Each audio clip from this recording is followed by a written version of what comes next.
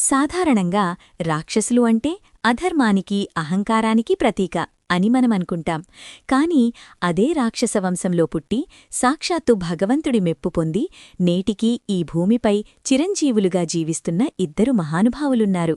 వారే లంకాధిపతి విభీషణుడు మరియు అసుర చక్రవర్తి మహాబలి. వీరు అమరత్వాన్ని ఎలా పొందారు? వీరు నేటికీ ఎక్కడ నివసిస్తున్నారు? ఈ రహస్యాలను ఈరోజుటి వీడియోలో తెలుసుకుందాం. రావణాసురుడి తమ్ముడైన విభీషణుడు తన అన్న అధర్మ మార్గంలో నడుస్తుంటే ధైర్యంగా ఎదురించాడు. రామభక్తి, సీతమ్మను అపహరించడం తప్పని అన్నకు హితబోధ చేశాడు. వినకపోవడంతో అన్నను వదిలి శ్రీరాముడిని ఆశ్రయించాడు.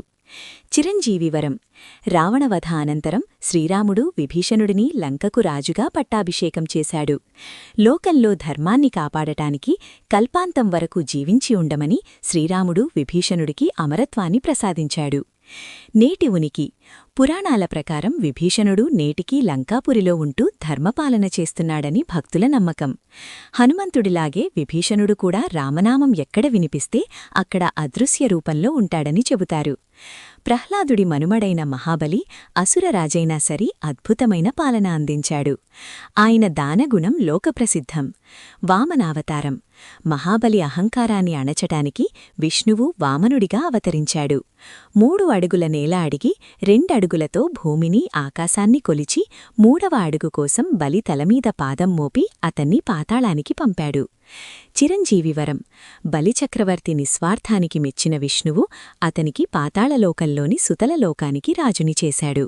అంతేకాదు, తదుపరి మన్వంతరంలో బలి ఇంద్రుడు అవుతాడని, అప్పటివరకు చిరంజీవిగా ఉండమని వరమిచ్చాడు. ఓనం పండుగ, కేరళ ప్రజలు జరుపుకునే ఓనం పండుగ తమ ప్రియతమ రాజు మహాబలి పాతాళం నుండి భూమిపైకి తన ప్రజలను చూడటానికి వచ్చే రోజని నమ్ముతారు. విభీషణుడు, మహాబలి, వీరిద్దరిలో కొన్ని ఆశ్చర్యకరమైన పోలికలున్నాయి. అసురవంశం, వీరిద్దరూ రాక్షసకులంలో పుట్టిన సత్వగుణాన్ని కలిగియున్నారు.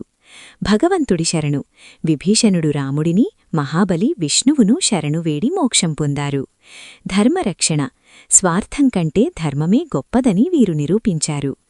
పర్యవేక్షణ, విభీషణుడు లంకను పాలిస్తుంటే మహాబలి సుతలలోకాన్ని పాలిస్తూ తదుపరి ఇంద్రపదవి కోసం వేచిచూస్తున్నాడు. చిరంజీవులైన విభీషణుడు మరియు మహాబలి కథలు మనకు ఒకటే చెబుతున్నాయి. మనం ఏ కులంలో లేదా ఏ వంశంలో పుట్టామన్నది ముఖ్యం కాదు. మనం ఎంచుకునే మార్గం, మనం చేసే కర్మలే మనల్ని మహానుభావులను చేస్తాయి. అపారమైన భక్తి, అణుకువ ఉంటే సామాన్యులు కూడా అమరులవుతారని వీరి జీవితాలు నిరూపిస్తున్నాయి. ఈ ఇద్దరు చిరంజీవుల్లో మీకు ఎవరు ఎక్కువ స్ఫూర్తినిస్తారు? కామెంట్లల్లో తెలియచేయండి. అలాగే 7 చిరంజీవుల గురించి పూర్తి వీడియో కావాలంటే లైక్ చేసి మా ఛానల్ని సబ్స్క్రైబ్ చేసుకోండి. ధన్యవాదాలు.